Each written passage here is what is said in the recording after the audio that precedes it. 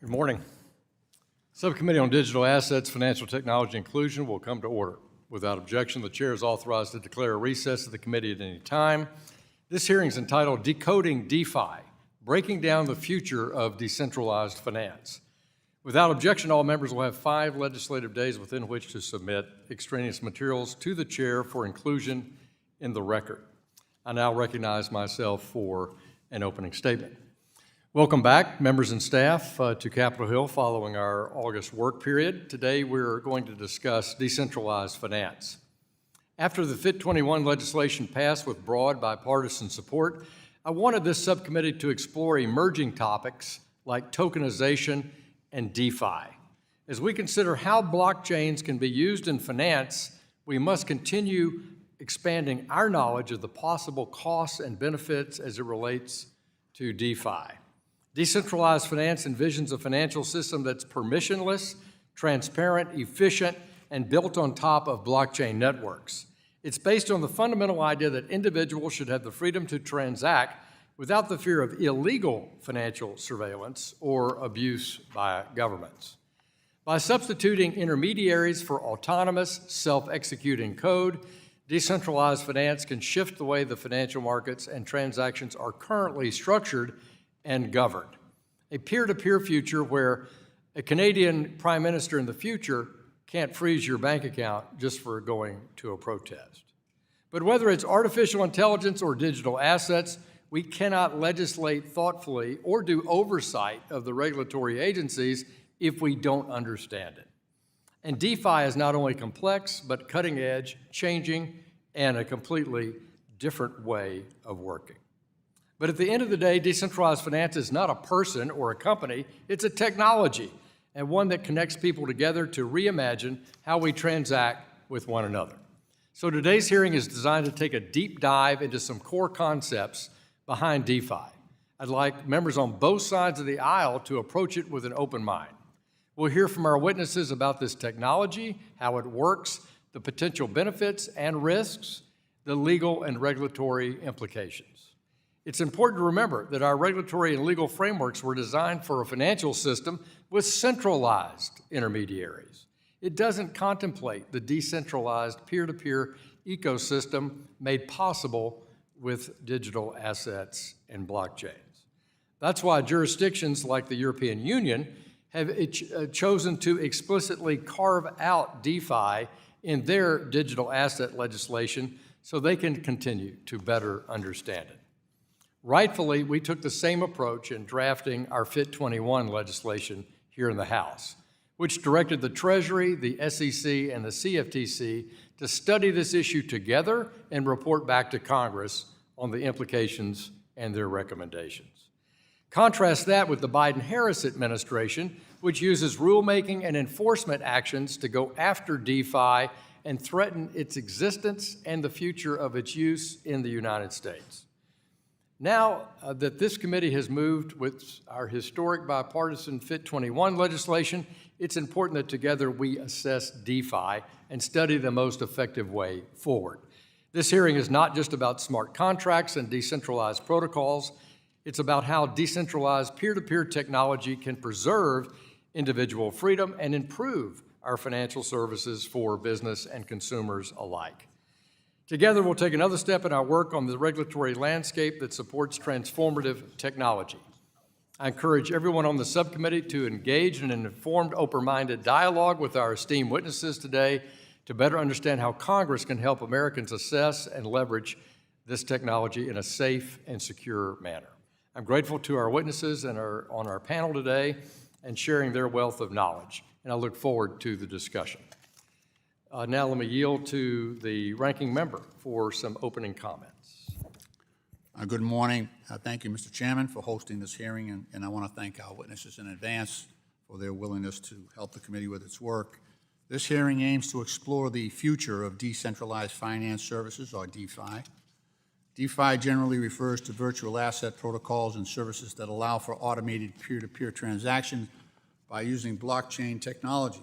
Unfortunately, there's no consensus definition of DeFi among regulators or industry, which makes this a difficult sector to assess. DeFi providers claim to offer permissionless and interoperable payments, allowing for efficiency and anonymity. However, it has become increasingly evident that these features have made DeFi most attractive to illicit actors who seek to conduct illegal activity. Bad actors continue to develop the techniques that conceal the origins of crypto funds, such as chain hopping and using anonymity-enhanced cryptocurrencies. A risk assessment report recently issued by the Treasury found that cyber criminals, scammers, and ransomware actors take full advantage of DeFi vulnerabilities to launder illicit proceeds. Additionally, the lack of compliance with anti-money laundering and terrorist financing laws by DeFi players make this space even more susceptible to illegal activity. To be clear, we do have consensus in the need for faster payments, anonymity, and privacy. These goals can be achieved in legal and safe ways through policy change. I continue to champion the eCash Act, which directs the Treasury to explore privacy-preserving technology that facilitates permissionless, interoperable, and instant payments. I am also encouraged by the Fed's progress in achieving a real-time payment system. I hope to see more projects that explore innovations such as Project Hamilton, which was led by the Boston Fed and MIT. The digital assets industry has had episodes of implosion and a continuous stream of enforcement actions and a drumbeat of reports of scams, money laundering, demonstrating why it will only survive through proper legislation. The crypto lobby continues its pursuit of becoming exempt from basic investor and consumer protections and national securities laws. The growing presence of the digital assets industry in this election cycle speaks to its growing desperation to remain unregulated. This committee should have explored digital asset topics such as DeFi and tokenization long before legislation was introduced. The Fed Act, which I strongly opposed, excluded DeFi services, and I urge this committee to refrain from moving forward with similar legislation that would invite the same consumer and investor protection risks by legitimizing this industry. The DeFi and digital assets industry has proved that it cannot be trusted to offer what it claims. Instead, we should be exploring policy changes that modernize our payments and banking system and encourage safe innovation. I want to thank the witnesses for their willingness to appear and help the committee with its work. I look forward to our exchange of ideas, and I yield back. Gentleman yields back. Today we welcome the testimony of Brian Avello. Mr. Avello is the Chief Legal Officer of UDHC, an investment fund focused on DeFi's ecosystem. Rebecca Rettig. Ms. Rettig is the Chief Legal and Policy Officer at Polygon Labs. Amanda Tuminelli. Ms. Tuminelli is the Chief Legal Officer of the DeFi Education Fund, an advocacy and education organization focused on DeFi policy. Peter Van Valkenburgh. Mr. Van Valkenburgh is the Director of Research at Coin Center, a research and advocacy group focused on the public policy issues facing digital asset technologies. And Marquez is the Senior Policy Analyst on FinTech with Americans for Financial Reform. Each of you will have 5 minutes for your oral remarks. Your whole statements will be put in the record. And Mr. Avello, we recognize you for 5 minutes. Before I begin, a brief disclaimer.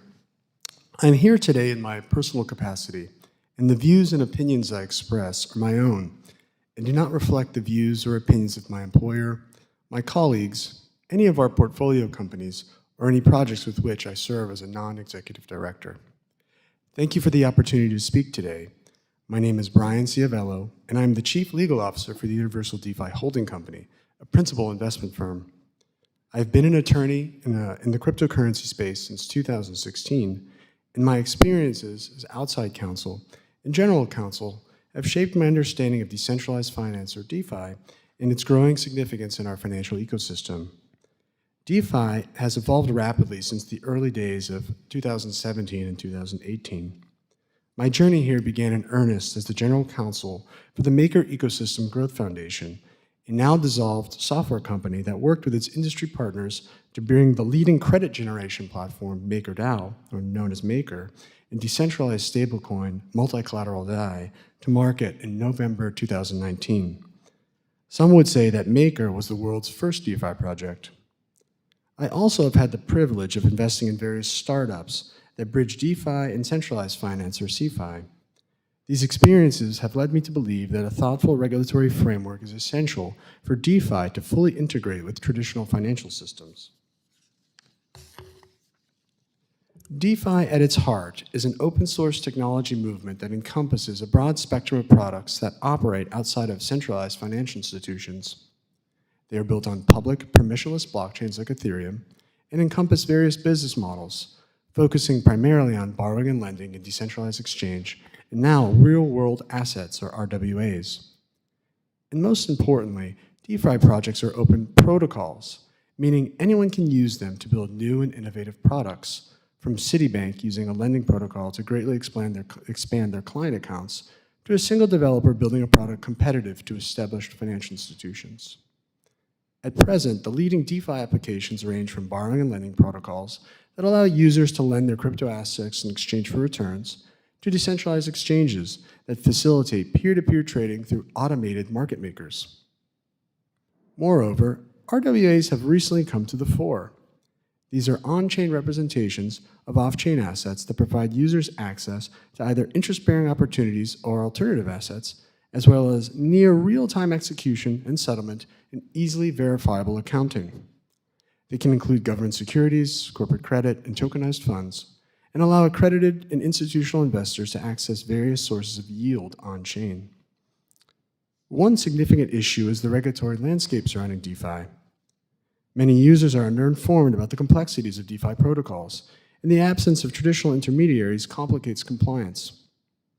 For instance, most, if not all, current financial regulations assume the existence of intermediaries like banks, brokers, and investment advisors, which can be difficult to square with decentralized systems built on peer-to-peer and peer-to-protocol transactions. Addressing these challenges is hard, but not impossible, by focusing at first on enhancing consumer protections through mandatory disclosures. These should include clear explanations of the technology, detailed information on token distributions, and transparency regarding governance. But please note that I do not view simple disclosure as a cure-all for DeFi's issues or an end-around from other ideas for regulation. Rather, I believe it is the initial step of many before we arrive at DeFi sufficiently regulated and integrated into our financial systems. Indeed, a multi-agency regulatory framework could ensure users are 1, fully informed about the protocols they access, and 2, protected from malicious actors, while permitting developers and user communities to compliantly innovate and scale this promising technology here in the United States. In sum, DeFi has shown remarkable growth and potential since its inception, and I hope that my practical experiences can contribute to a better understanding of how these markets are developing, while communicating the base idea that however lawmakers arrive at regulating DeFi, they focus on disclosure and consumer protection is paramount. Thank you. Thank you, sir. Ms. Rettig, you're recognized for 5 minutes. Thank you. Good morning, Chairman Hill, Ranking Member Lynch, Chair McHenry, and members of the subcommittee. Thank you for the opportunity to testify. I've spent the last 7+ years of my legal career representing software developers building novel blockchain-based technology, including DeFi applications. I brought to this work years of experience at a large New York law firm where I represented Fortune 500 companies and traditional financial services firms in securities and other regulatory matters, and where I experienced the intersection of law and technology firsthand in one of the early peer-to-peer file sharing cases. Currently, I'm the Chief Legal and Policy Officer of Polygon Labs, an international software development company building blockchain technology. Today, I'll discuss how the unique mechanics of DeFi have informed the global regulatory response to this technology, and briefly touch on a policy proposal to treat DeFi as critical infrastructure to maximize user and market protection. Decentralized finance refers to a software system that allows users to engage independently in financial transactions. It's part of the larger Web3 movement that returns the internet to individuals, a response to consumer demand for peer-to-peer transparent networks, for increased competition, and for control over one's own data. This means no big tech company and no big finance firm sits in the middle of any DeFi transaction.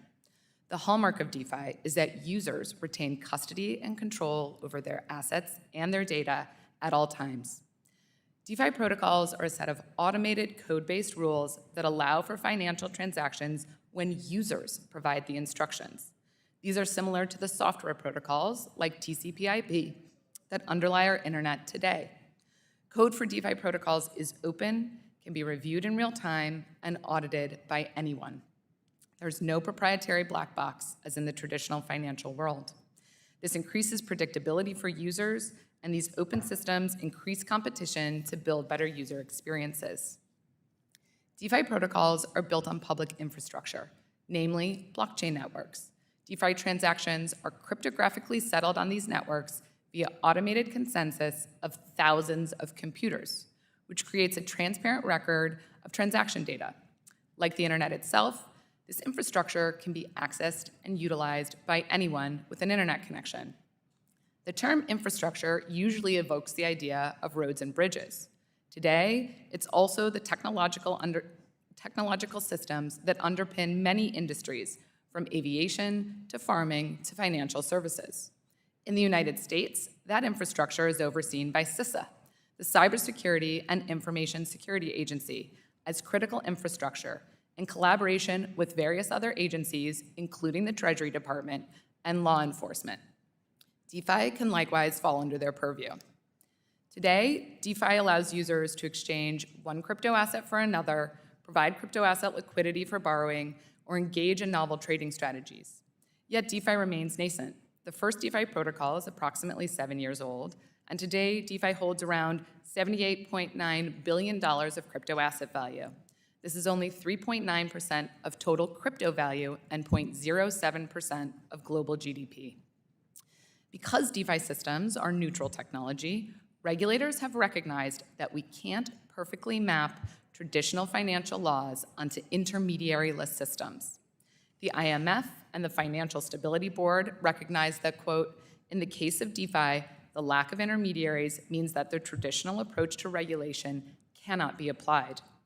The UK's HM Treasury agreed, stating that regulation of DeFi, if any, would occur after any centralized crypto regulation. The same is true for EU, Japanese, Singaporean, and UAE regulators, all of whom have implemented centralized crypto regulation, but not DeFi regulation to date. In fact, the EU's markets and crypto asset regulation specifically exempts services performed in a fully decentralized manner without intermediaries and requires a study of DeFi. Other regulators around the globe have devoted time and resources to analyzing novel DeFi use cases, including the Bank of International Settlements, various central banks, and the Singapore Monetary Authority, who have all experimented themselves with DeFi technology. DeFi addresses many of the core policy considerations of traditional financial services in a different way, through automation, transparency, and user control over assets and data. And many of the risks in DeFi can be addressed by treating it as critical infrastructure.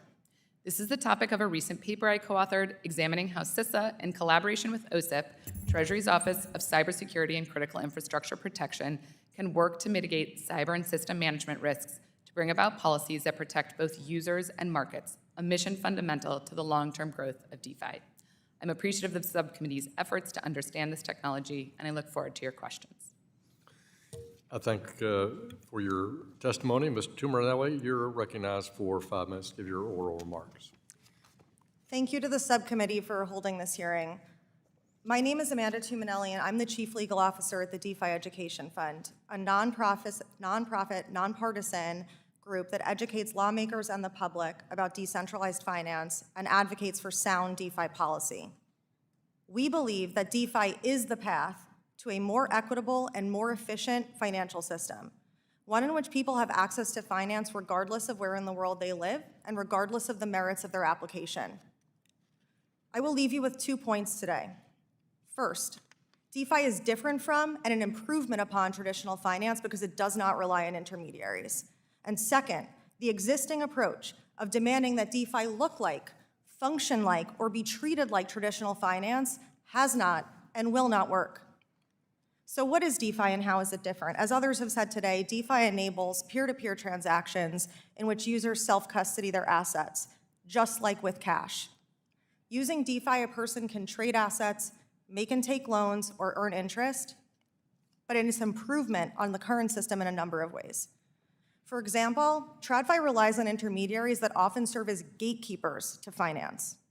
Traditional financial institutions like big banks can and do deny access to the system for discriminatory reasons or no reasons.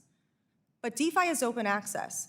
Anyone with an internet connection has access to a DeFi protocol, and that is the epitome of financial inclusion. TradFi is expensive to access and slow to use. Even the simple act of sending money usually requires paying fees to third parties and waiting days for a transaction to be approved or processed.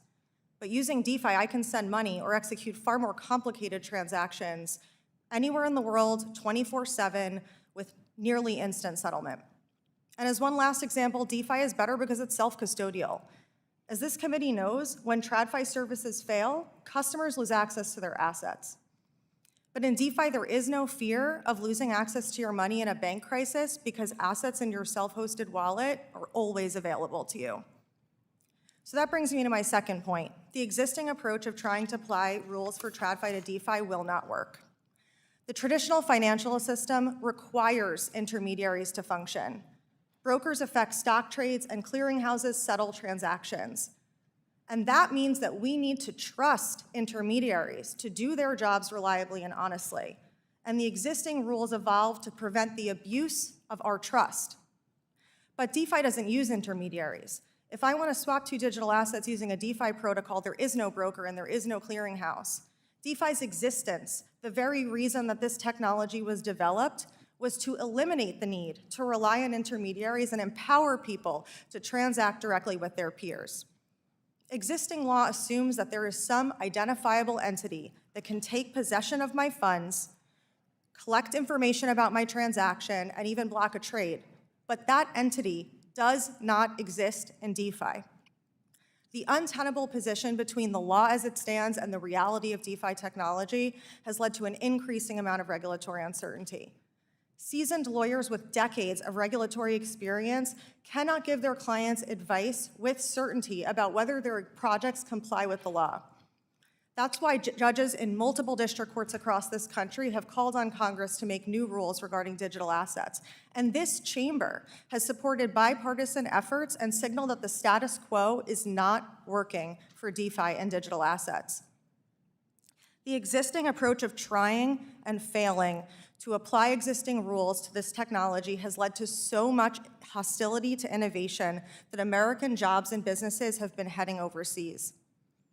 But the vast majority of DeFi developers are smart, creative people with a vision of building a better financial system, and they want to do that legally. So the US can be at the forefront of that and create a clear path to building here, or we can let other countries pass us on the path towards our digital financial future. But if you care about national security and you care about economic development, then you want this industry here on US soil. We appreciate the efforts of members of Congress, such as those on this committee, who have engaged with us on the reality of the technology and engaged with us on a path forward. Thank you. Thank you very much. Mr. Van Valkenburgh, you're recognized for 5 minutes. Chairman Hill, Ranking Member Lynch, Chair McHenry, members of the subcommittee, thank you for this opportunity to testify at today's hearing. So in the 1940s, there were 350,000 telephone switchboard operators in the United States. Privacy-conscious Americans worried that operators might still be listening to their calls after connection, and their fears were not unfounded. In the 1928 Supreme Court decision Olmstead v. U.S., wiretapping was deemed not to violate the Fourth Amendment. This allowed police to listen into calls and conversations without any proof of reasonable suspicion or judicial oversight, and to use that evidence against those Americans in court. By the end of the 20th century, two significant changes had occurred. In 1967, the court overturned Olmstead in the landmark decision Katz v. U.S., and by the 1980s, computers and automation had largely replaced human telephone operators. By the end of the 20th century, those changes had occurred. Today, there are around 600,000 licensed stockbrokers in the US, fewer brokers per person than telephone operators in the 1940s. Like the operators of the past, financial middlemen can and do learn the intimate details of our lives. But in the 1976 decision Miller versus US, the Supreme Court ruled that Americans have no reasonable expectation of privacy in the financial records they keep with third parties. Fortunately, now in the 21st century, two things are changing once again. First, many financial transactions no longer require a human intermediary, a concept known as DeFi. Second, the court is poised to overrule Miller and vindicate privacy rights just as it did with Olmstead. There's a pattern here that's hopefully clear. Initially, we have privacy in our day-to-day affairs, but we have to do things in person, a cash transaction or a face-to-face conversation. Then technologies emerge that scale human action across vast distances, but we lose our privacy in the process, a telephone call, a bank wire. Finally, technologies improve, restoring privacy without sacrificing scale, and the law catches up to protect citizens' expectations of privacy. We get encrypted messaging, we get Bitcoin transactions. In the past, American dynamism and constitutional law drove these changes, but it's not inevitable that America will always lead this revolution. If we don't allow Americans to use and develop peer-to-peer financial systems, those tools will be used and developed overseas. Insisting on re-intermediating and surveilling peer-to-peer financial transactions would make the US as non-competitive as a country still relying on human switchboard operators for telephone calls. Nonetheless, the IRS is drafting rules that would force unhosted wallet software developers to go into the business of monitoring the users of their software, re-intermediation. The Department of Justice is prosecuting mere software publishers as unlicensed money transmitters. The Office of Foreign Asset Control, OFAC, has banned Americans from using certain DeFi software tools even for entirely domestic and legitimate purposes. The Securities Exchange Commission is using enforcement actions to fit cryptocurrency activities into traditional regulatory frameworks that require intermediaries. These agencies pursue these regressive strategies without clear congressional direction. The IRS is contradicting the plain language of the Infrastructure Act. The Southern District of New York is offering unjustified interpretations of the Bank Secrecy Act. The SEC is stretching its jurisdiction through overzealous enforcement and an unconstitutional rulemaking. Congress has a pivotal role to play in preserving American dynamism. Some members have already begun to push back. The Blockchain Regulatory Certainty Act, the Keep Your Coins Act, and FIT 21 would clarify the legal landscape and leave room for innovation. My organization, Coin Center, is also dedicated to preserving American dynamism. We are here to educate members of Congress and the executive branch about these technologies, advocate for reasonable regulation, and preserve constitutional rights, as we are doing through two challenges to regulatory overreach that we've brought in the courts. I appreciate the committee's time today, and I look forward to addressing any of your questions. Thank you, sir. Mr. Hayes, you're now recognized for 5 minutes for your oral remarks. Thank you. Subcommittee Chair, Ranking Member Lynch, and members of the committee, thank you for the opportunity to testify here today. I'm Mark Hayes, a Senior Policy Analyst with Americans for Financial Reform, which is a coalition of over 200 consumer, community, labor, civil rights, and other organizations that advocate for a financial sector that serves workers, communities, and the real economy, and provides a foundation for advancing racial and economic justice. The cryptocurrency and decentralized finance, or DeFi industries, tout themselves as alternatives to traditional finance that use technology to sidestep intermediaries and offer new ways to build wealth and finance. Unfortunately, the crypto industry is highly volatile, scam-laden, and frequently predatory, which exposes investors to substantial financial losses. In fact, yesterday, the FBI reported that there were $5.6 billion in losses in 2023 alone reported associated with crypto, which was 10% of the cases reported, but 50% of the reported losses. This is largely because the industry often does not comply with or is not subject to the same sorts of investor or market protections found in conventional markets. Many have lost their life savings due to the industry's practices, and people from communities of color and lower-income neighborhoods have particularly been targeted and harmed. Crypto and DeFi must be subject to the same kinds of investor protections and market regulations as other retail investment markets, such as those overseen by the Securities and Exchange Commission and state securities regulators. These rules promote market transparency, price discovery, and market stability, as well as protect investors from fraud and market manipulation. Some of these risks stem from the aggressive promotion of new crypto products, DeFi or CeFi. This often includes celebrity endorsers, sometimes compensated to boost investor interest in assets with little real-world tangible value. Boosters have included marquee figures like Larry David, Gisele Bündchen, and Steph Curry, among many others. The most recent example of this type of promotion is the launch of the crypto venture World Liberty Financial, which has insinuated the involvement of public figures such as the Trump family. Yet, this doesn't work out well for consumers. A Harvard and Indiana University study on such promotional activity found that crypto ventures promoted by influencer tweets slid by 18% within 3 months. The DeFi industry's contention that its technology democratizes finance and makes regulatory standards found in other markets less needed or unnecessary altogether does not hold water. In fact, there is considerable centralization and consolidation of the ownership, control, infrastructure, and economic relationships found in DeFi. As I describe in my written submission, decentralized finance is not all that decentralized.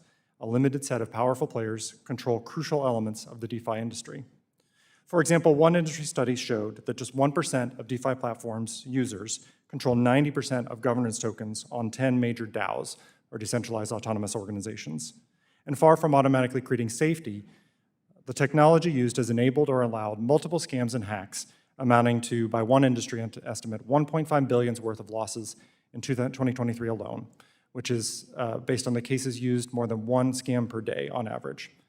In reality, DeFi is composed of de facto crypto-based intermediaries that play similar roles and pose similar risks as traditional financial markets do, but who aren't covered by or abide by the protections and rules that exist in those markets. And the DeFi industry is replete with these risks and harms: widespread hacks and cyber attacks, extractive and exploitive financial products and services, market manipulation, illicit finance, and more.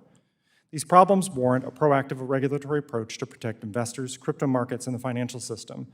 But Congress's efforts to advance crypto-related legislation, such as with FIT 21, which passed the House this year, have mostly proposed creating new, lax, custom-made crypto and DeFi regulations or exempting the DeFi industry from existing regulatory oversight altogether. Instead, Congress should work with regulators to use their existing regulatory authorities to protect investors, consumers, and communities from the risks and harms that DeFi presents, and to hold crypto and DeFi actors accountable for complying with existing rules and regulations. Studying this industry may be useful, but it should not preclude action to protect consumers today. I look forward to your questions, and thank you for your time and consideration. Thank you, Mr. Hayes. We'll now turn to member questions, and I recognize myself for 5 minutes.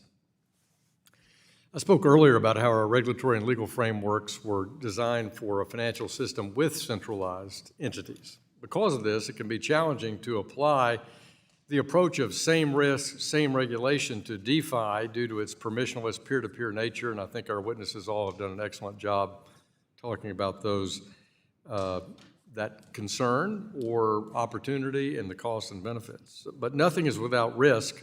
Current rules and regulations were established to address specific risks, and they aren't the same between traditional finance and DeFi. So, Ms. Tuminelli, what are the potential risks regulators should be focused on when they think about DeFi?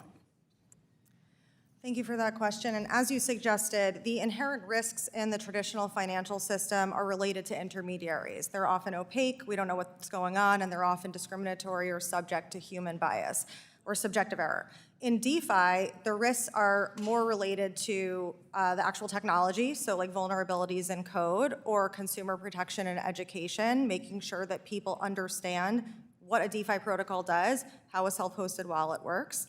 And of course, illicit finance is a risk in every system. It's just that the way we deal with illicit finance in DeFi has to be different than the way we address that risk. Right, so you recognize that we've got to solve for that equation, which is how we do the authentication and protect against bad actors in DeFi. Do we have the ability, when you think about it, aren't we very vulnerable from a cyber point of view? I'm not a big CISA fan. I know they have that responsibility, but I think there are a lot of vulnerabilities inside our cyber system in our country, no greater risk than the U.S., which is why I don't support more U.S. databases being created. They're just bigger targets. What's the best way to do that consumer protection from being hacked? Their wallet, their protocol, and I do agree that that's one of the most inherent risks compared to an intermediated risk of a capital failure or an error made by not doing the CrowdStrike patch in your system. So we know those risks, but talk about how you avoid that hack issue if you're in a decentralized finance environment. So I think as you flagged, there is a big difference between a cybersecurity risk and a risk on the actual blockchain layer with the technology itself. With cybersecurity risks, those are often localized to one person or a small group of identifiable people, and we know what to do with cybersecurity risks. For years, we have been navigating. We're not very good at it, though, are we? Well, the industry has created actually a number of crypto ISACs that specialize in this exactly. They jump in if there's an ongoing exploit or hack and try to assist in returning victim funds. But to get to your other point on consumer education and protection, the industry has also come up with solutions for that. And a number of front ends have actually built into the front end software fraud alerts, scam alerts, so that a person can be protected on the front end. Let me switch, stick with our discussion, but switch over to the commission now.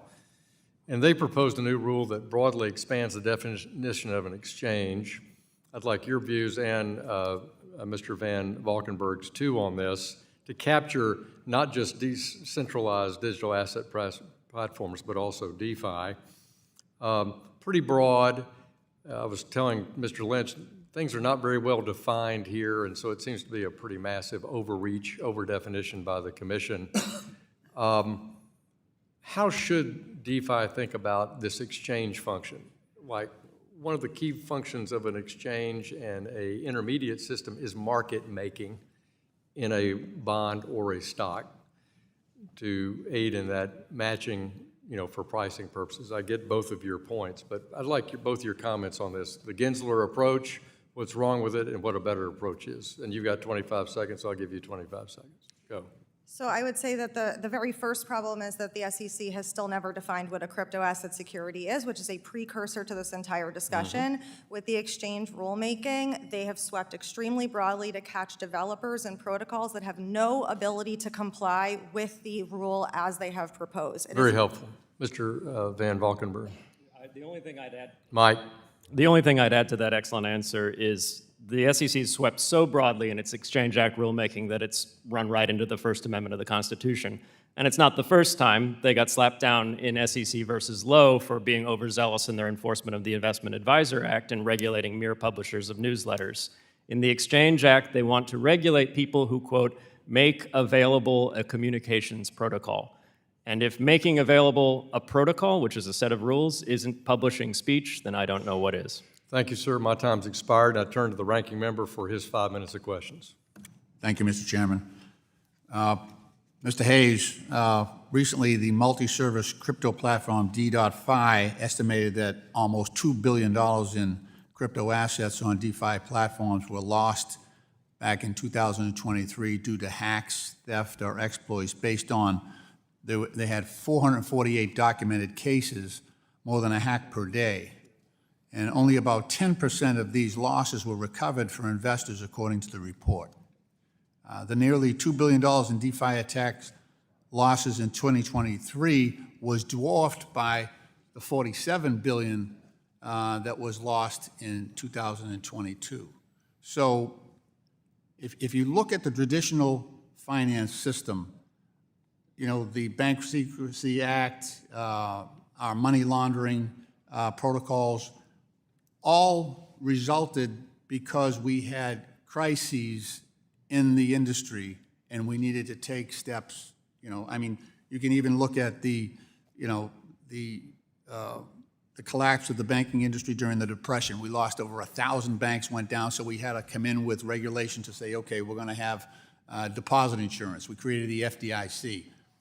What about this argument that we don't need any intermediaries, and all this theft and fraud continues to occur. What would bad actors benefit from if for say, we don't employ know your customer or anti-money laundering protocols connected to DeFi? Thank you for the question, Congressman. I think you're right to be concerned. That's a large volume of loss that's affecting consumers who are already engaging in these practices, whether or not we truly understand what DeFi is or whether decentralization has been achieved. And I think the problem goes deeper, and I want to stress there is a focus on the role in which cybersecurity and the technology of these platforms facilitates some of these problems, but arguably there's almost always a human component behind it, and the problems that arise have parallels in our current financial system and the economics of finance, which we already have addressed or at least are addressing with existing regulatory structures today. So for example, many hacks are inside jobs. They're set up by the actual people involved. Rug pulls are ubiquitous, and rug pulls involve insiders that are dictating how code is written and promoting tokens or products that draw in investors with little knowledge of those products. More disclosure, more information, such as the things found in securities regulation, would help those investors have a better understanding of who's behind the products, how they're operating them, what they're offering, what their background is. But that doesn't exist in this space today. White papers are not standardized. People have to read code. It's a real problem. Oracle attacks are manipulation of real-world price data. That's something that goes through DeFi interfaces, but someone designs that interface and determines how the oracle goes in there. And so with money laundering, I think the problem is there's a conundrum. If you allow DeFi to operate without the same consistent KYC controls, money launderers look for gaps in the broader financial system. They're looking for weaknesses. They're looking for lowest common denominator spots that they can exploit. This committee knows full well that some of the anti-money laundering measures that were passed in early 2000s for different financial professionals were just recently, after 20 years, implemented by Treasury because of massive resistance to the industry. That was a massive gap in that framework. So if we allow that gap to continue in DeFi, we're essentially setting a table for money launderers to continue to exploit those gaps in ways that harm lots of people. So there are ways to look at how we can tweak those things, but the bottom line is if those rules aren't consistent, you're going to damage the entire approach to combating illicit finance, and that's going to harm a lot of people. There's much said about the decentralization in DeFi. Is that actually the case? I mean, we've got studies here that say there's a narrow group of people that actually control this, and it doesn't have the full benefits of decentralization. Is that what you've found? The research we've seen suggests that, and much of that is industry research or outside observers. I think it raises a question, if decentralization can't be defined and can't be realized, then it can't provide the benefits it offers. So I think before we rush into allowing these actors to sort of have full access to the financial system, particularly if it becomes interconnected with the broader financial system, which is starting to happen, I think we should take a precautionary approach, and that includes regulators reining in some of this activity before it can cause more amplified harm. Thank you, Mr. Chairman. I yield back. Gentleman yields back. The gentleman from Oklahoma, Mr. Lucas, is recognized for 5 minutes. Thank you, Mr. Chairman, for holding this hearing, and thank you to our witnesses for testifying today. First, I think it would be helpful to step back and appreciate where decentralized finance fits into the larger conversation around digital assets, blockchain technology, for that matter, the future of the internet. Ms. Rettig, starting broadly with Web3, could you discuss how blockchain technology enables decentralized digital ownership? And could you highlight some of the use cases beyond DeFi? Thank you very much for your question, Congressman.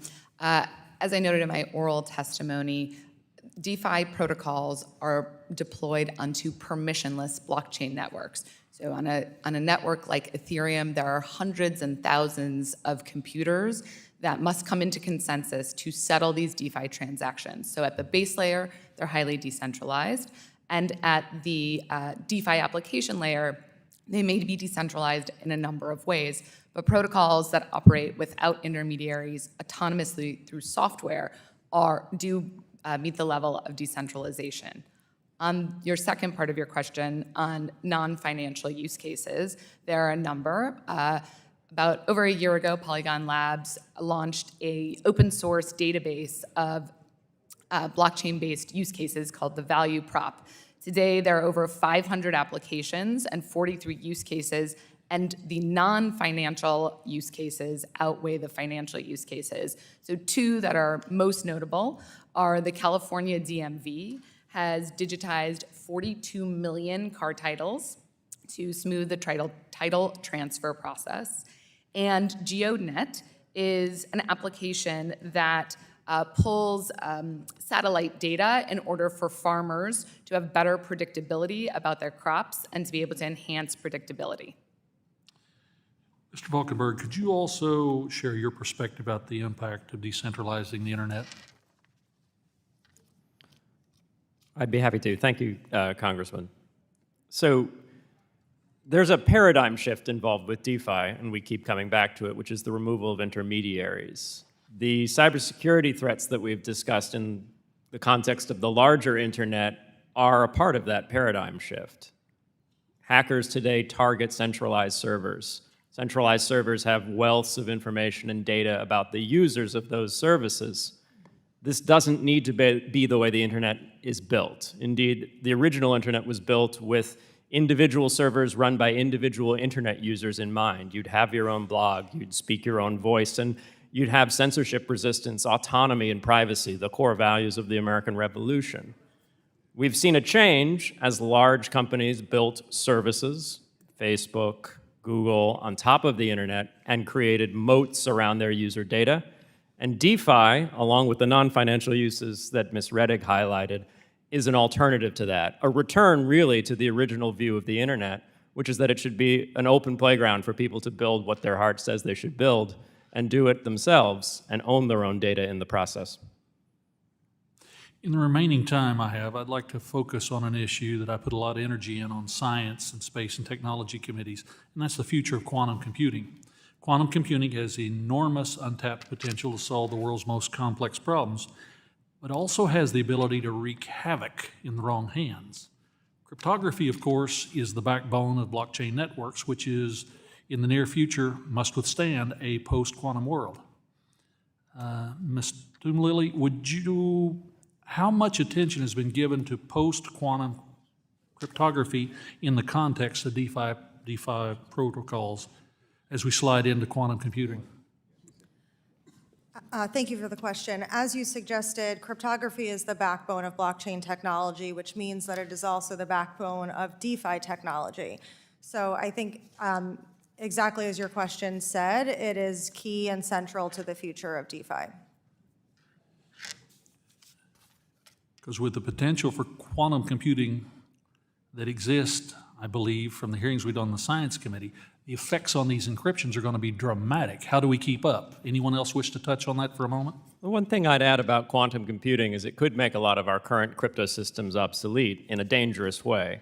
Now, the interesting things about DeFi here are that we would see in real time the need to update our systems because hacks would become immediately apparent. Large centralized banks, financial services providers, and internet corporations may get hacked and may fail to rapidly disclose those vulnerabilities. So there's something beautiful in the fact that these systems are open and that we immediately see when a vulnerability exists and we can start to patch it. And the value in these systems means there's effectively a very, very good bug bounty to draw people to fix these problems. Thank you. Yield back, Mr. Chairman. Gentleman yields back. The gentleman from Illinois, Mr. Foster, Dr. Foster, I should say, is recognized for 5 minutes.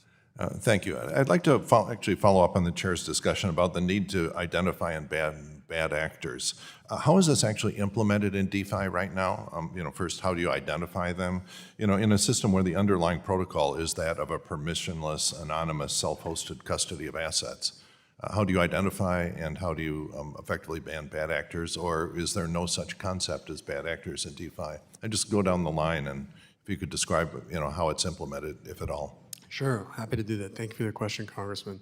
Our fund actually has invested in a company that is building what's called zero knowledge proof protocols that Yeah, allow. but that's not what's there right now. I understand, and there's a bunch, we had hearings on Sure. homomorphic encryption. It's not ready for prime time. And with the technology that exists today, how do you do it? Well, this particular company has launched a product. It's actually being used in the marketplace now. So they haven't gotten market share at this point, but they are growing significantly. And there's also fundamental problems with the zero knowledge proofs. You still need a trusted third party to control the privacy budget on these things. You know, I've looked at the mathematics behind there. I program blockchain, and by the way, Ms. Tuminelli, I appreciate your efforts to educate Congress on this, which is a challenge. And if you ever would like to learn how to program blockchain, I would be happy to teach you. If you go next and say, how do you implement identification and banning of bad actors in an anonymous, self-hosted situation? Thank you so much for your question, Congressman. I think there are three primary ways that it happens today. First, there's an organization called the Security Alliance, which is an organic group that monitors and works in public-private partnership with law enforcement to watch for hacks and engage in other types of activities. But when you've identified a bad actor and the bad actor reappears with an anonymous self-hosted wallet, how do you identify the fact that you're a bad actor? Law enforcement and blockchain analytics tools are actually able to trace a lot of this very transparently. And A lot isn't enough. You need to be able to trace all of it, and that's, I don't believe, technically possible. Our current system under the BSA is not 100%, but I think we should be aiming for that in the DeFi ecosystem, and there are a number of ways to handle that. I've actually made one such proposal in a paper that I co-authored, published in January, where we identify a new category called critical communications transmitters that will take on enhanced risk mitigation measures for financial integrity. Okay. Now, when you've identified a bad actor, how does DeFi come together to say this is a bad actor, we're going to ban you? How do you even trace that person when people are operating multiple identities anonymously? Sure, the critical communications transmitters will bring immediate reports to FinCEN. They won't look identical to SARS, but they'll have the type of information that will allow FinCEN and other law enforcement to be able to trace both the immediate wallet you're talking about and anything that emanates out from that as well. But how do you trace all users of anonymous wallets? If one person's operating 12 anonymous wallets, how does that dealt with in this system? I can say that through public-private partnerships and working with the FBI and DOJ on a number of these matters, they're actually able to trace wallets very quickly and much more quickly than the decades that it's taken to trace illicit funds in the traditional financial world. Does that apply to the most deliberately anonymous financial products that have been made, which are made by design very hard? And this rapidly gets into classified stuff, and so if you can't talk about that, that's all right.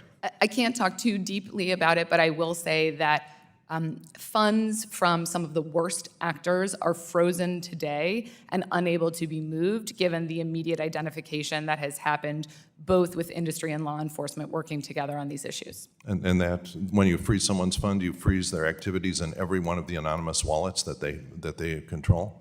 You certainly freeze the illicit activities, the illicit funds that you've identified. That you've identified, okay. So there is no way to ban a bad actor. They just pop up in some other guise with some other set of self-hosted wallets? That may be, but Okay, thank you. There are also questions of governance here. And Mr. Hayes, there's a fundamental guarantee that people who are investing in anything in the regulated markets, in the U.S. at least, that when you invest into something, there isn't a cabal of people secretly controlling what you've just invested in that are going to rip you off. It seems to me that also can't really be a guarantee in a situation where people have anonymous self-hosted wallets that control the voting. Yeah, so how do you view this as a problem, and are there any ways to fix it? Well, briefly, I think it is a problem. You see concentration of ownership of governance tokens across platforms, particularly with venture capital funds who arguably are dictating how these programs are run, and that's for their benefit, not necessarily other retail investors. Thank you, and my time is up, and yield back. Mr. Rose of Tennessee, recognized for 5 minutes. Thank you, Chairman Hill and Ranking Member Lynch, for holding the hearing today, and thank you to our witnesses for your time in being present today. I'm proud to say that my home state of Tennessee is a leader in blockchain investment thanks to the forward-thinking approach we have taken to regulation. One such example is our recent passage of legislation that allows limited liability companies to register as decentralized autonomous organizations, or DAOs. At the time of the passage, Tennessee was only the second state in the country to have such legislation signed into law. Mr. Avello, could you explain what DAOs are and why they have become so popular? Happy to. Thank you for the question, Congressman. I think DAOs, if you ask 30 different people, you might get 30 different answers. But the way that I like to think about it kind of starts from this primitive that there are individuals who are using blockchain technology or leveraging blockchain technology to create a governance system without a centralized management team. And what the same aspects that exist in all these different organizations are a lack of a centralized management team. There are collective decision-making across the groups that are organizing kind of natively on the internet. And typically there's a governance token involved. That's not in every single case, but there's typically governance token rights. As far as why they're becoming popular, I think it's when there is excitement within a group of people that are interested in a different project. Now that can be DeFi, that can be investment clubs, that can be social groups. There's a whole host of kind of activities that people engage in through DAOs. But I think the ease with which they're able to organize initially makes them popular. As far as long-term, they can be, depending on the services that are being offered by the DAO, and they take on a variety of different forms, limited liability companies, different foundations overseas, sometimes there's sometimes groups that operate without entities. So they see the flexibility that's offered through the DAO kind of organization, I think has given rise to its popularity. Thank you. Ms. Tuminelli, last year the Internal Revenue Service proposed a rule requiring broker reporting of sales and exchanges of digital assets. This rulemaking seemed to be contingent on the assumption that broker businesses are in the position to know a person's potential tax obligation. Is the IRS proposal workable? Thank you for the question. And in short, no, it is not. The proposed definition of broker is extremely broad. As you said, it puts anybody in a position to know in the place where they have to report. For example, right now, I'm sure members of your office have started fantasy football. At the end of the season, the commissioner of your fantasy football league is in a position to know the winnings or loss of any person who participated. That person would be a broker under the IRS's new rule. And what is the status of the rulemaking?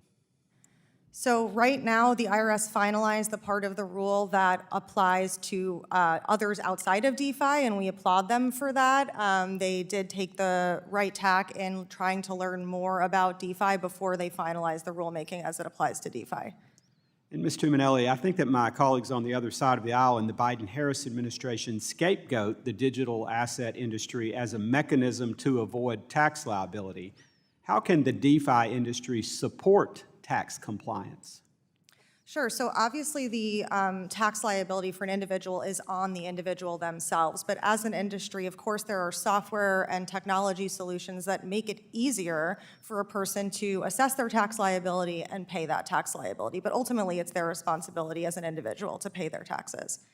Thank you. Under President Trump, the Financial Crimes and Enforcement Network released guidance in 2019 that has been one of the few regulatory actions that has provided legal clarity for DeFi developers and businesses. However, as I was unsurprised to learn that the Biden-Harris administration's Department of Justice has poured cold water on that guidance and taken a more aggressive enforcement path. Ms. Tuminelli, could you explain what impact that has had on the DeFi industry? Sure. So as you said, in 2019, FinCEN finalized guidance that was very helpful to the industry and explained what a money services business was in the context of providing and publishing software. And the industry followed that guidance for years. But just this year, the Department of Justice took the position that that guidance is merely a suggestion and that they don't need to comply with it or listen to it. And it's really unfortunate that two entities in the same government are disagreeing on what the law is and the consequence is a person's liberty. Thank you, and my time has expired. I yield back. Gentleman yields back, and we're honored to hear from the ranking member of the full committee, Mrs. Waters, for 5 minutes.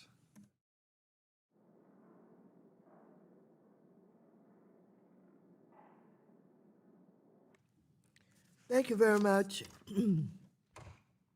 While decentralized finance, or DeFi, aims to create greater efficiencies and transparency, it can also pose heightened risk of hacks, scams, unequal information, and conflicts of interest that can harm consumers and investors. We've seen this play out in the new DeFi venture that Eric Trump and Donald Trump Jr. plan to launch, called World Liberty Financial. Because of the prominence of those behind the project, bad actors took advantage of the opportunity to scam potential users. Laura Trump and Tiffany Trump's ex accounts were hacked, and scammers used them to announce links to a coin, falsely claiming to represent World Liberty Financial. According to the analysis, at least 200,000 people viewed the posts, and approximately 2,000 people purchased 1.8 million worth of the fake token. Lawmakers have a responsibility here, and I think the lawmakers have a responsibility to consider strong protections to prevent such scams from moving forward. Mr. Hayes, I'd like to ask you a question. opaque DeFi platforms with unclear governance and control mechanisms may create hurdles for regulators to establish responsibility and accountability for regulatory compliance. In launching actions against DeFi entities, regulators like the Securities and Exchange Commission and the Commodity Futures Trading Commission have had to navigate complex legal issues. We've seen these issues play out in litigation involving decentralized autonomous organizations and virtual currency mixers. In your view, how can regulators deal with mass non-compliance by entities that claim they are decentralized to avoid regulatory compliance? What more needs to be done to ensure robust consumer and investor protections in this industry? Thank you, Congresswoman. The issues you've laid out here are pretty profound, and I think the simplest way to answer your question is that regulators should continue to do what they're doing. So for the example, the Securities and Exchange Commission's rulemaking, looking at the definition of exchange, we've heard some discussion about that today. I think there are a couple of points to keep in mind. The original law that drafted that, the Securities Exchange Act, was meant to be expansive to cover a lot of different scenarios. Far from sort of an antiquated idea, it really was meant to be evergreen. And Congress in the past has considered narrowing that definition and decided against it. So this rulemaking, ironically, provides a certain degree of clarity that looks at the functional nature of how exchanges operate. And what the proposed rulemaking has said, or the rule has really explored, look, if you are matching a buyer and a seller to facilitate a trade, that's an exchange. You can be a regulated exchange under that act. You can be an ATS. You can be a DCM under the CFTC if you're not dealing with securities. There are a couple different pathways. And in fact, I know they're continuing to work on that rulemaking to further clarify what kind of information applies to that. So the SEC is already embarking upon that effort, and we should continue to support their efforts. I think the CFTC has done similar work with the UDHC case, where they've identified how there are times and places where DAOs meet the facts and circumstances similar to what you might find with an unincorporated association. So in fact, persons are responsible. And I think legislation that undermines that and makes it harder for regulators to do that is misguided. Thank you very much. I yield back.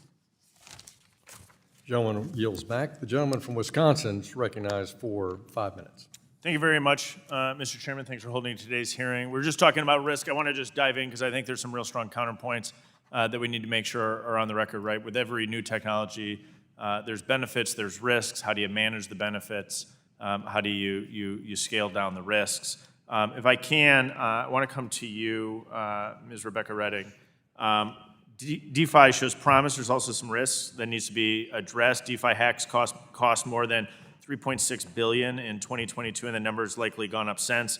Can you talk about what DeFi protocols in the broader community have done to address these risks, and what else may need to be done to target existing vulnerabilities? Because I think it's really important to talk, sure, there's risk out here, but how are we working to downsize that risk?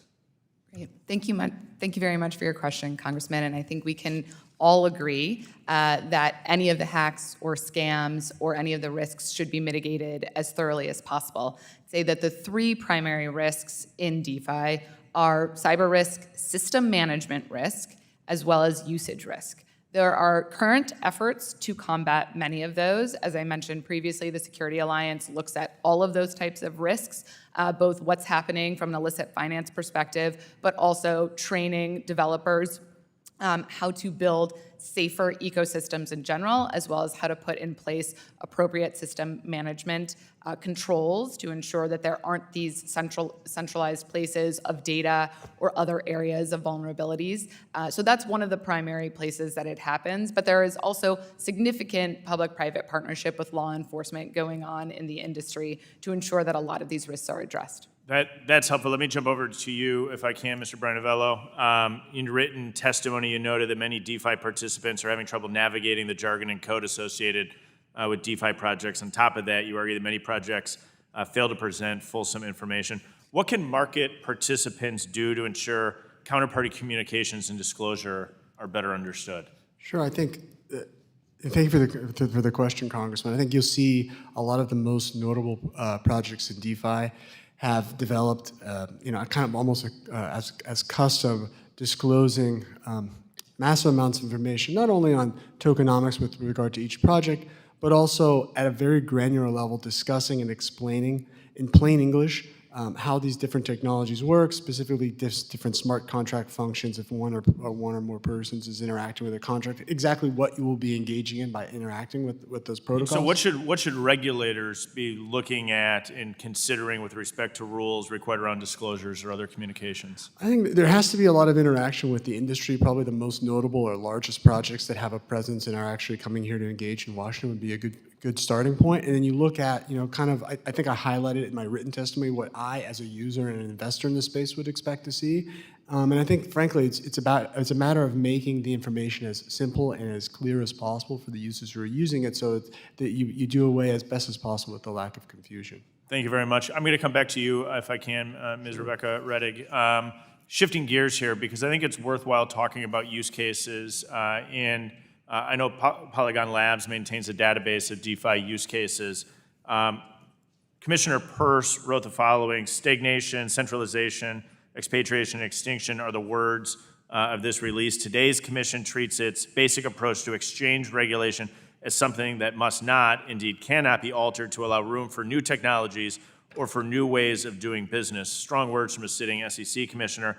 But I think what Commissioner Peirce is actually touching on is a point that we've made many times at this committee, that laws and regulations need to evolve to accommodate innovation safely. So we're talking about the risk up front.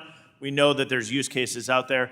Can you just comment on some of the use cases that you're seeing that American families and workers would benefit from this? Thank you very much for your question, Congressman. And the use case aspect is something that really brought me to Web3. I talked about some of the non-financial use cases, but others that abound in the DeFi context, as we're talking about today, is faster payments, which allow for humanitarian aid transfer from the United States to those on the front lines in Venezuela. There are health workers there who've needed it. There has been also payments in the humanitarian aid context for the efforts for Ukraine, both from people in the United States as well as outside this country as well. And some of the other types of efficiencies that we've seen have been for the exchanging of assets and the like. Thank you very much. Thank you all for your testimony. Mr. Chairman, I yield back. Gentleman yields back. The gentleman, Mr. Caston, is recognized for 5 minutes. Thank you, Mr. Chair. Thanks to all for being here.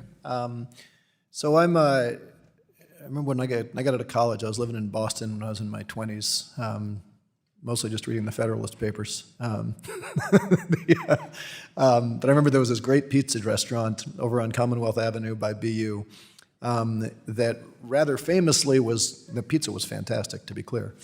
They were found to have basically retained virtually every law firm in Boston, and they would hire young lawyers to go make deposits at banks that were often just below the levels that would trigger AML requirements, but if they were above, the FBI office was full of pictures of young aspiring lawyers whose firms had all been completely conflicted out of ever working against the owners of said pizza restaurant.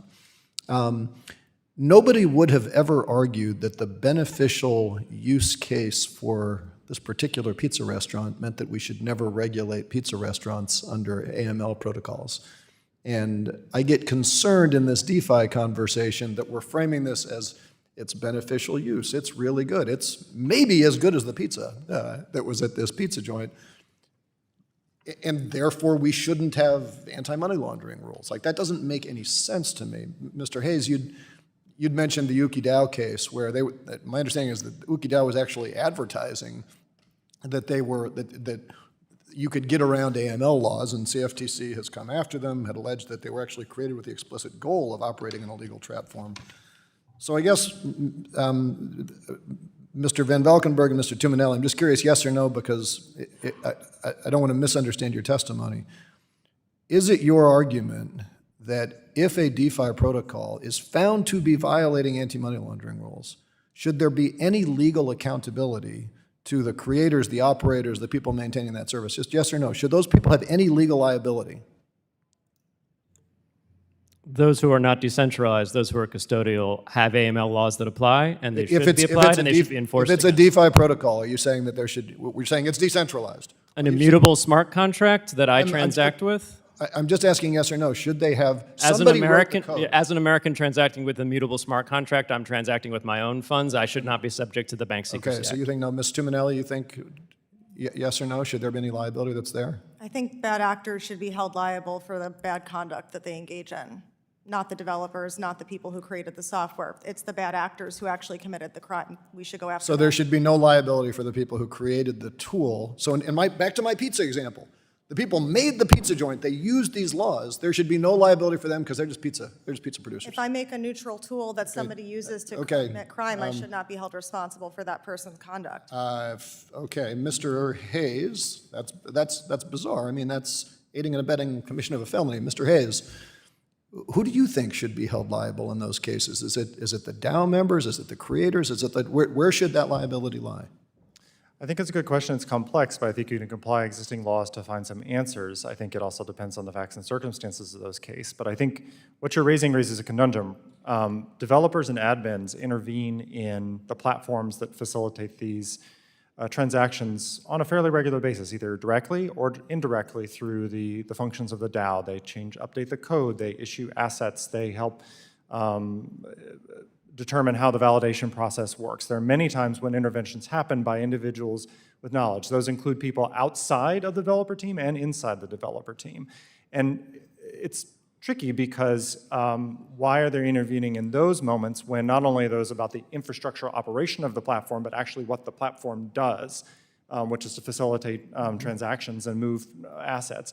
Why then should they not be held accountable if the transactions that they help facilitate end up facilitating illicit finance? So I would argue that you have to find a way to hold developers accountable to some degree, and the question is, where do you draw that line? Okay, so I want to get back, because I think we talk about this technology as being unique and not recognize that we have, to your point, we have these tools.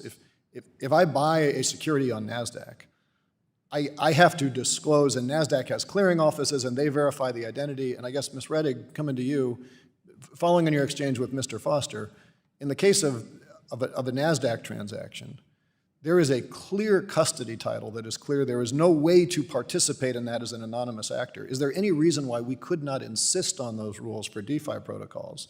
And if you want to be anonymous, if you want to think you can duck rules, fine, you can't play in the sandbox. I think it goes to what Mr. Van Valkenburgh talked about in his oral testimony, which would be importing intermediaries into disintermediated systems, which will put the U.S. at a large-scale disadvantage from a long-term perspective. Look, I'm out of time, but there is no disadvantage to the U.S. economy of not protecting the interests of child traffickers, money launderers, and the North Korean nuclear system. The one point on your pizza example is that the pizza restaurant had individuals who were acting with scienter. And that's very different than what's going on here. Has expired. Yield back. The gentleman from Nebraska, Mr. Flood's recognized for 5 minutes. Thank you, Mr. Chairman, and thank you for holding this hearing today. I'd like to maybe just explain my thinking on this topic. I know there's been some discussion of the way DeFi could change finance, But in my view, the largest implications of DeFi are unrelated to the financial applications. Smart contracts could change things that have nothing to do with speculating on assets or currency. It's the technology we're talking about, not trading or wallets, that could really change the world. This leads me to what's called Web 3.0. I am fascinated by how a decentralized web could change the applications that we use every day. If we have a decentralized web, it would disempower the big tech intermediaries that wield so much influence today. I'd like to demonstrate what I mean by an example. If you're a creator of videos, right now you're probably using YouTube to get your videos out there. Now, if you're putting your videos on YouTube, then your income stream is beholden to the rules that YouTube has regarding how much ad revenue they share with their creators. Everything flows through a centralized intermediary between the creator and the revenue generated from the audience. What a decentralized web would do is cut out that intermediary. The creator, as I understand it, would own what they create, and they'd keep the lion's share of that value that their creation brings. That would have to be beholden to the terms of a corporate third party hosting their work. They wouldn't have to be beholden. The infrastructure of the platform itself would guarantee they are compensated directly for the value they bring. Ms. Rettig, I know Polygon Labs is involved with some Web 3.0 projects. Can you talk a little bit about those projects and your thoughts more broadly on a decentralized web? Sure. Thank you very much for the question, Congressman. Polygon Labs builds the networks on which all of these Web3 applications are built. And those types of applications abound, including both in the financial context and otherwise. One of the use cases we didn't talk about, but you touched upon, is the idea of creation and the ability to hold your own IP, not just your own assets or your own data, although that's critically important. And so those types of creator platforms, including social media, it really returns ownership back to individuals, and that's one of the great benefits of a decentralized web. Just continuing with you for a second here, do you have any sense of how far along we are to a potential decentralized web, and at what point do you envision we'd see decentralized web solutions more broadly offered for consumers, like consumers of social media and other applications? Sure. I'd say that the internet has been around for 40 or 50 years, and that we're probably not even 25% of the way into that for Web3, but very far along and moving at an exponentially rapid pace. Ms. Rettig, do you have any thoughts? You know, I guess I got to back up. My background is in media, and I've thought a lot about how a decentralized web could change traditional print media, broadcast media, and how we consume the news more broadly.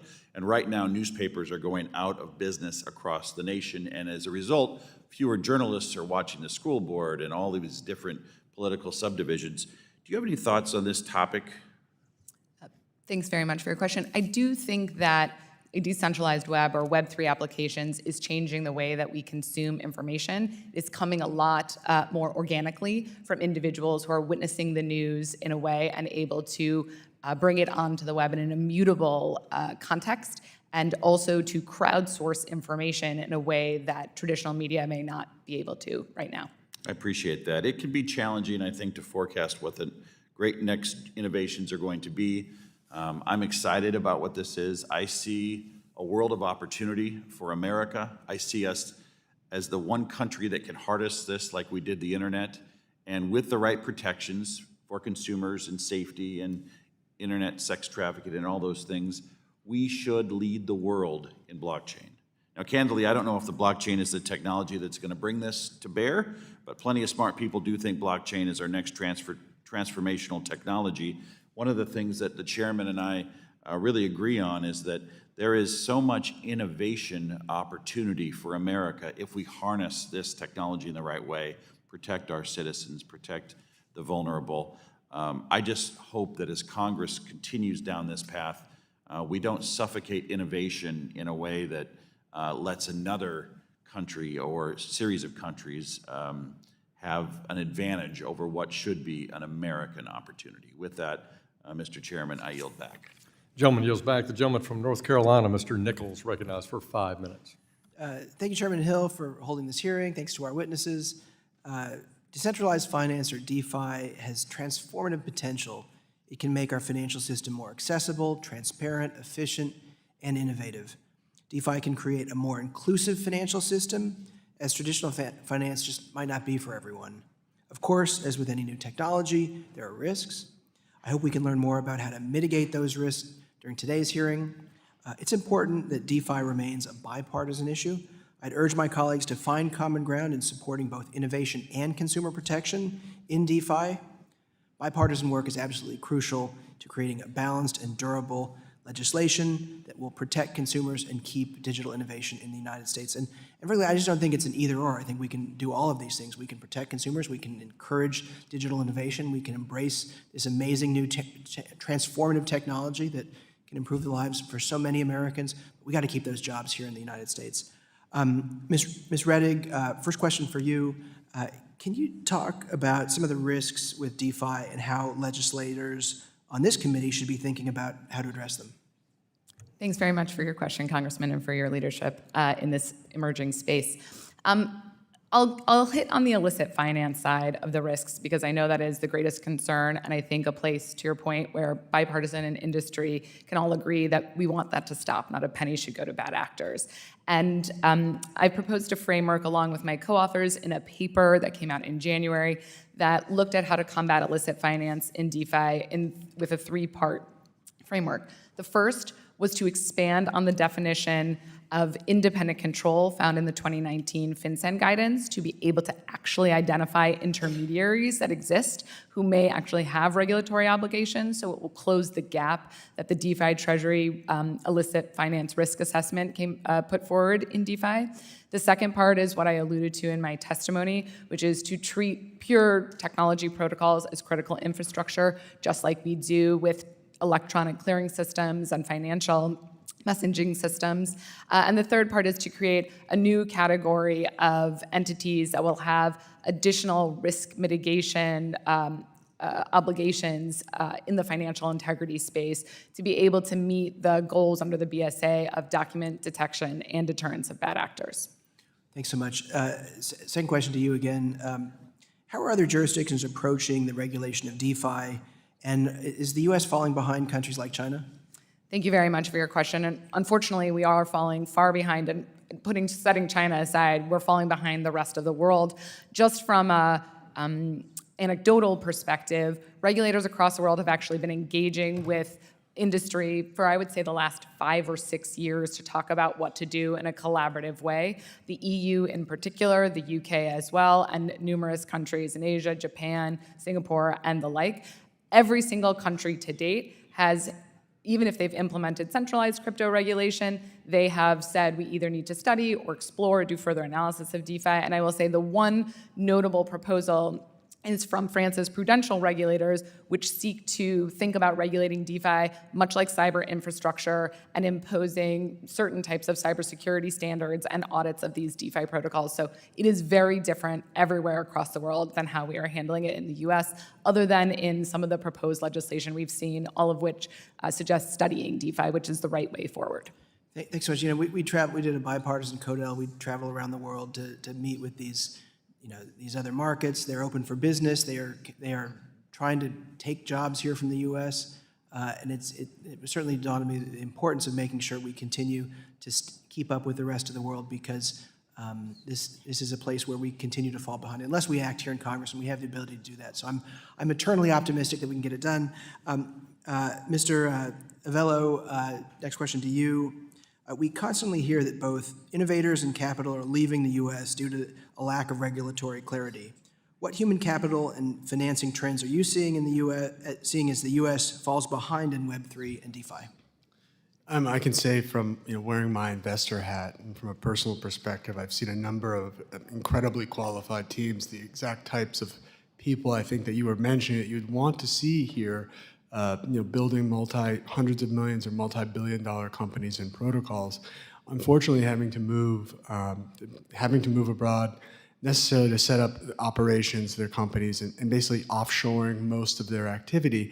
And I can tell you from working with or seeing pitches from teams like this that there is an incredible interest about staying here in the United States and potentially launching and operating their protocols in a compliant fashion. But I think the regulatory unknowns are just too challenging on a personal level, and unfortunately they've had to move abroad in order to effectuate their businesses. Thanks so much. I'm out of time. I yield back.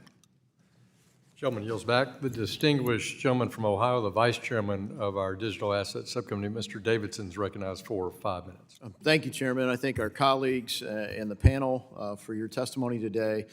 DeFi is an essential component for a vibrant financial sector in the United States. We've dominated markets around the world, and it would seem particularly foolish to change course now.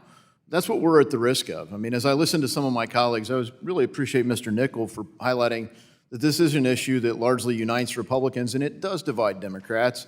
Most of the panel we've seen from Democrats today, though, has been insane. I mean, we've basically, if they were applying their same logic, I guess, think how many crimes Google becomes an accomplice for because people do searches or use the maps function to navigate to the place they're going to commit crimes. Thankfully, I mean, they are targeting speech in other ways. Thankfully, I haven't seen them make that ridiculous level of an argument yet. But Mr. Van Valkenburgh, you're highlighting that code is speech. And, you know, one of the things that is at the core here is another thing, privacy. The idea of you would think when I hear Mr. Foster talk about the government granting permission for you to do something, that the government is the grantor of our rights. But thankfully in America, our founders recognized that rights come from our Creator, that among them are life, liberty, and the pursuit of happiness. And the First Amendment is a limitation on the government's ability to infringe on your right to speech. And the Fourth Amendment is a limitation on the government's ability to infringe on your right to privacy. And DeFi, I think, how in the world can you have decentralized finance without the decentralized part? They want a central hub that is the grantor of permission, the filterer of speech, the filterer of privacy, the grantor of permission. Now, you could expect that in a police state. You could expect that in an authoritarian country controlled by the Chinese Communist Party or something like that. But why in the world would we see our colleagues here in Congress, where we're sworn an oath to support and defend our Constitution, would you see people advocating for that? So, Mr. Van Valkenburgh, could you pick up, I know you wanted to say a bit about this speech angle and perhaps more. So what Member Foster suggested, where the problem with anonymity is that we don't have 100% identification and control over financial transactions in the economy, I don't think we'll have 100% identity and control over DeFi transactions, and I think we will have robust anonymity, and that's an American constitutional right. So you have a constitutional right to anonymous transactions that support organizations and causes that defend against discrimination and violations of our constitutional rights. We fought about this during the Civil Rights Movement in the 1970s.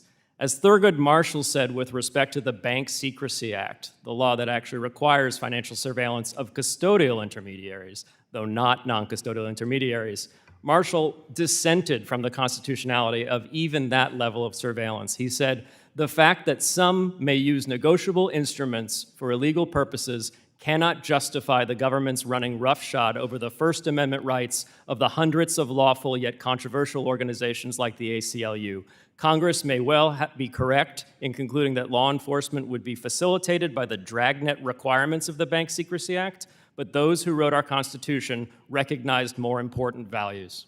Thank you for that, and great insight. I hope we can go after that and third-party doctrine again in some other venues. But as it relates to DeFi, Ms. Rettig, you've done a great job of highlighting how privacy is an inherent part of the reason people would choose to conduct transactions.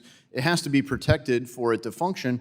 But the other part is, for somebody to surveil your transaction, most of these companies are charging a fee for service. And look, I mean, I appreciate what Visa and MasterCard and American Express, I have one of each of those, or perhaps more, they do. They check and make sure it really is me and I'm buying from somebody else. And if it wasn't me, they provide a hedge. And for that, I know I'm kind of comforted that there's an intermediary.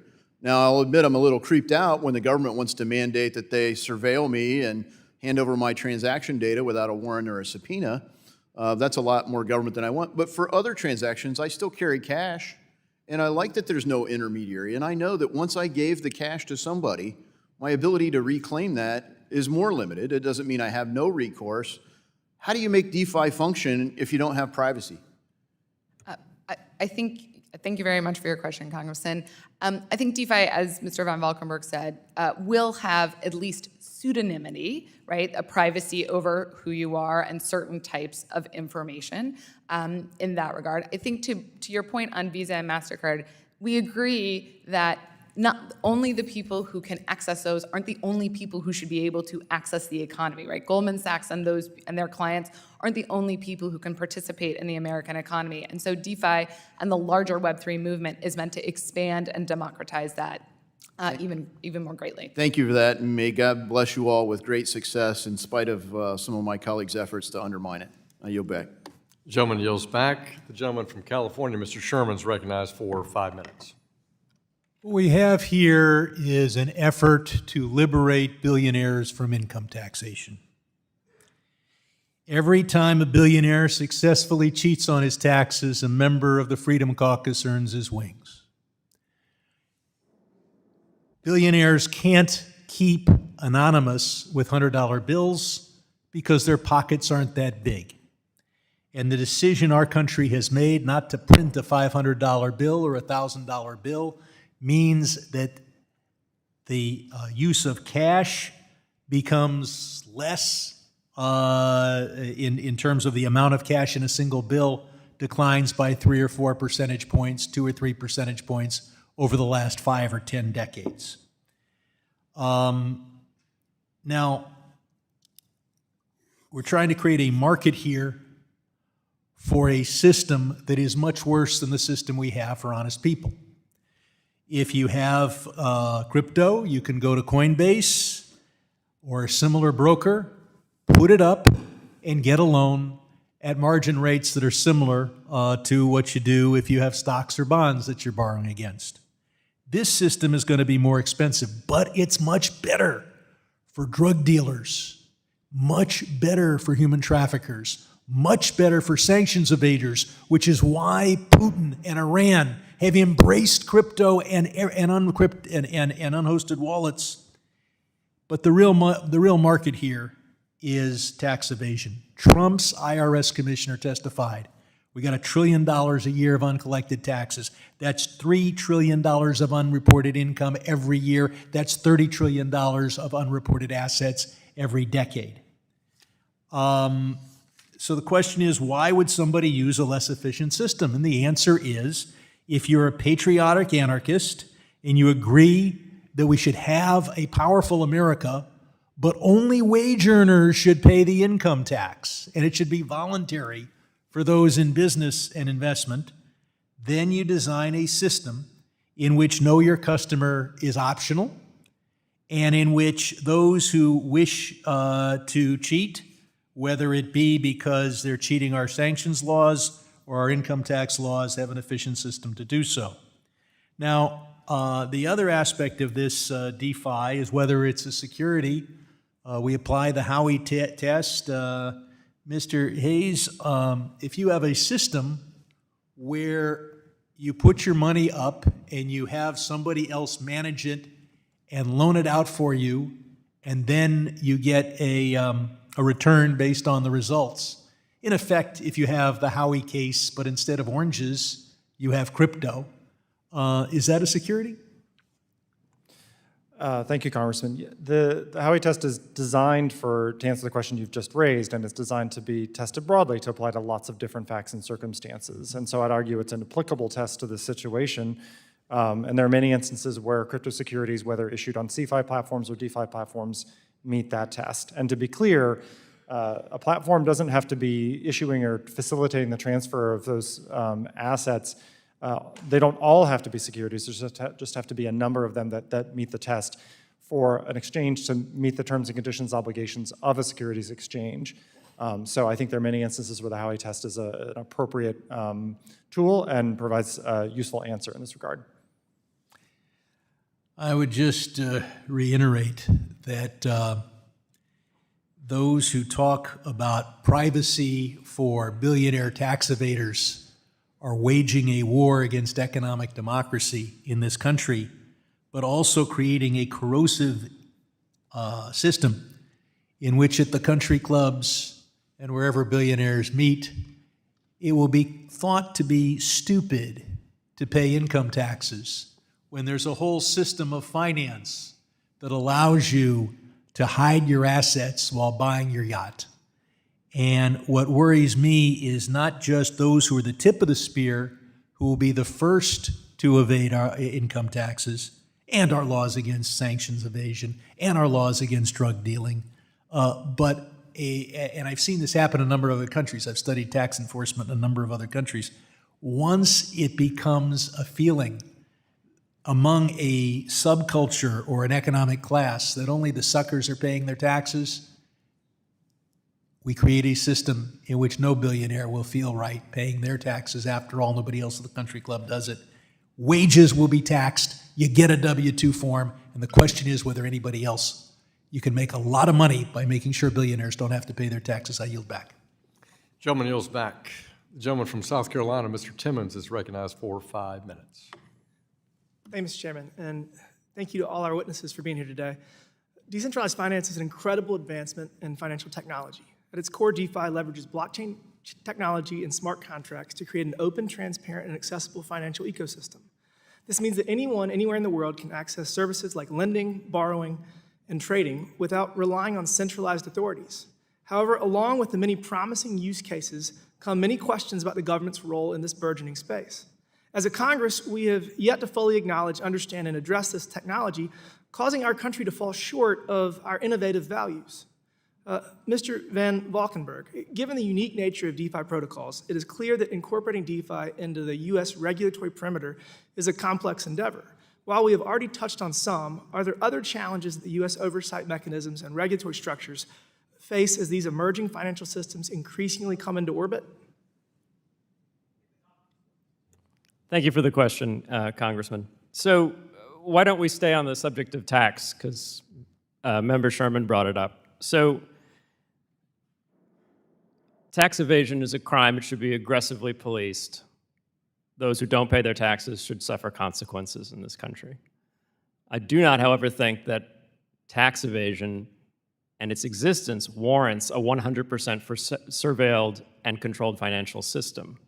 So a difficult area in the cryptocurrency space has been getting clear tax guidance from the IRS on how Americans can pay their taxes when they earn capital gains or perhaps their wages on these networks. I didn't hear his question or his argument. I mean, it's an open ledger, it's publicly accessible. How would you evade something that the world can see? How can you avoid taxes on an open ledger? It is in fact more difficult to evade taxes when you're using open blockchain networks than using the legacy financial system, which is happy to open shell accounts for you all over the world.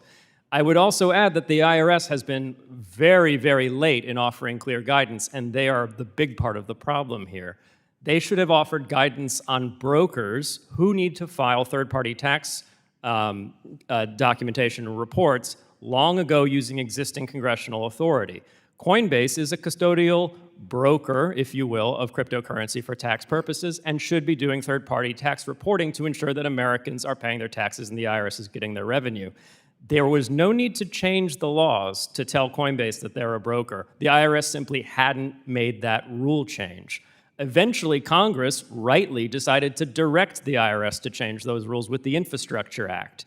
In that process, they explicitly said, IRS, you need to give third-party tax reporters in the crypto space the guidance they need so that Americans will pay their taxes.